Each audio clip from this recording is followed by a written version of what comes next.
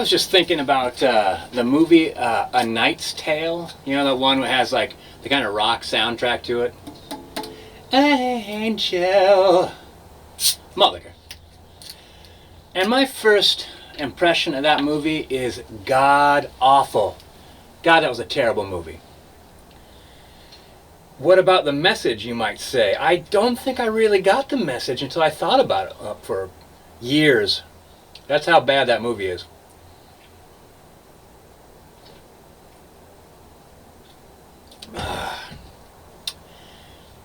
In the medieval times, and still actually in present day, you're born into a caste, or you're born into a level of society, and that's just it.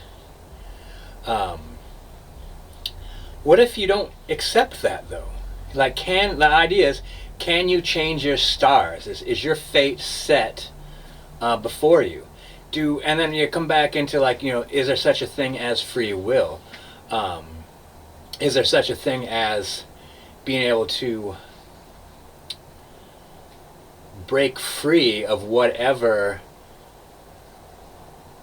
set of possibilities life is just you've been born with and conditioned with and programmed with? So are you going to at the end of your life, are you going to be about where everyone thought you were going to be, or are you going to be somewhere completely different? I believe that you can change. I believe you can change your life.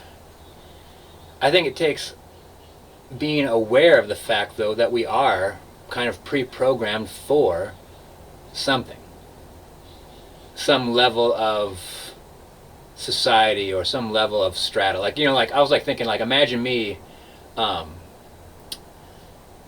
was like thinking about places where, like, wearing a suit is customary. Like, actually, I went to a friend's wedding.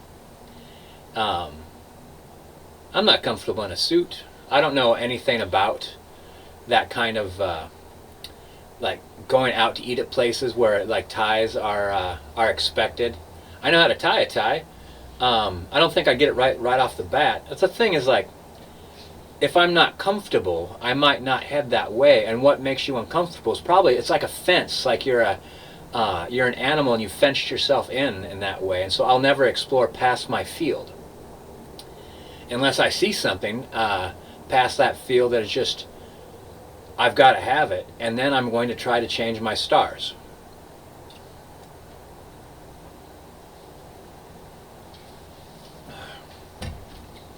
I think a lot of it is attitude. Someone told me that they don't know any geniuses that aren't optimists, which I like that idea. Like successful people in the past, that you watch them have failed businesses or failed this, or things went wrong for them over and over and over again. And why they succeeded so greatly is because they never gave up. They're an optimist. They're like, oh, well, eventually I'll win. As opposed to, like, my thinking, it's like, well, after I fail a certain amount of times, I need to learn the lesson in that I can't proceed any further, and I need to look for another route, another opportunity for success.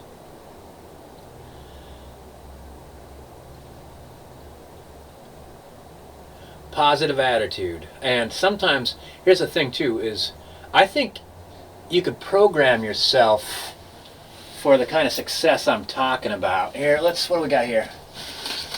I've got a couple of these terrible books. Winning Through Negotiation, and there's another book that I have that's really terrible called You Don't Get What You Deserve, You Get What You Negotiate For, essentially. It's not what it's called, but it's something like that. You can program your mind with the tools for success. Actually aren't that complex. Typically they're like focus, planning, and hard work, and unrelenting hard work.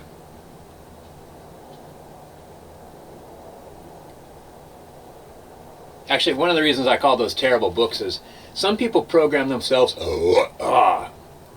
with the tools of success, but also like they bring along the failure from the past, which is why, I'll give you a good example. This is why I hardly ever sweat the small stuff. I like to be I like to keep my eye on the prize and not get involved in anything that doesn't further that along. Um, for instance, going for the dog walk a couple days ago when I was walking down the beach with one of my friends, and someone said, "Oh, you can't have dogs on the beach." And I knew this was untrue, but actually I wanted to walk the opposite direction anyway because there was less people. And I said, "All right, okay," and just turned around and walked away. You know, I could have well, I just wanted to make the point that there's actually dog signs here and poop bags available, so obviously this is a dog beach. No, I don't feel like I lost anything by not putting that guy in his place or anything like that. As a matter of fact, I feel like I gained experience with yeah, well, my eye is on the prize. What I want is a walk without being interfered with on the beach. Head the other direction when there's less people. But there's things that you could start getting what you want, but you never let go of that kind of grasping nature of having had less.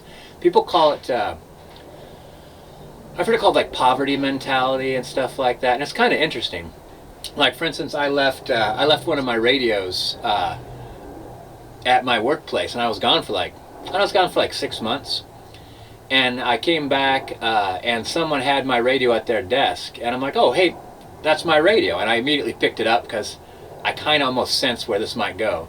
And the guy's like, "No, that radio has just been laying around here." And I'm like, "Yeah, it's been mine. I forgot it. I left it behind." It's like, "But that was a long time ago." And he's already negotiating the fact that you kind of lose if someone had something of yours for 6 months, it's kind of theirs, which was his point. So here's what his next thing was. He's like, I've been putting batteries in that for 6 months. And that we had, the batteries were the same kind that were used for the pagers for our business, so there's a big box of batteries there, and I'm like, "Hey man, I'm sure you just got the batteries right out of the box. It's really only a couple steps away from you. I don't think it was much of a hardship. This radio does not belong to you. We're done talking about it." And he looked kind of embarrassed, "Well, you got to try." But that's the thing. It's once you start succeeding in life, if you start sweating the small stuff, I think your eye is going to come off the distant prize so often that sure you'll hoard little teeny things, little teeny bits of success.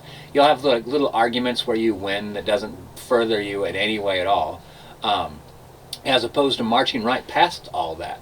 Because that kind of static, that kind of interference, it does kind of make a sound that projects into your future. And when someone meets you, you're like, "This is the guy that fought over that radio. This is the guy that's petty. This is the guy that has a lot of problems, needs to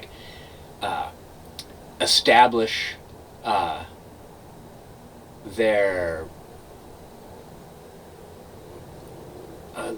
their outlook on other folks." As opposed to me, especially if you don't know exactly what I want out of my future. I'm working at a place that the only reason I'm working there is because getting experience here is going to make me more likely to get a job at a place that pays me more. Then all everyone knows about me is I seem to be totally patient, totally understanding with all the things going wrong because I know that's all temporary. I'm only going to be there long enough to learn, make a good impression on everybody, and then when I leave, they're going to say, "I'm sorry you have to go. I understand though that you're moving up in the world, and here's a letter of recommendation." The entire time I didn't like it there. I didn't let anybody know. I'm an optimist, and I don't want to fight battles that I don't need to. And you win or lose some of those battles, unless they're important, could kind of mine the field before you, pave yourself a hard road.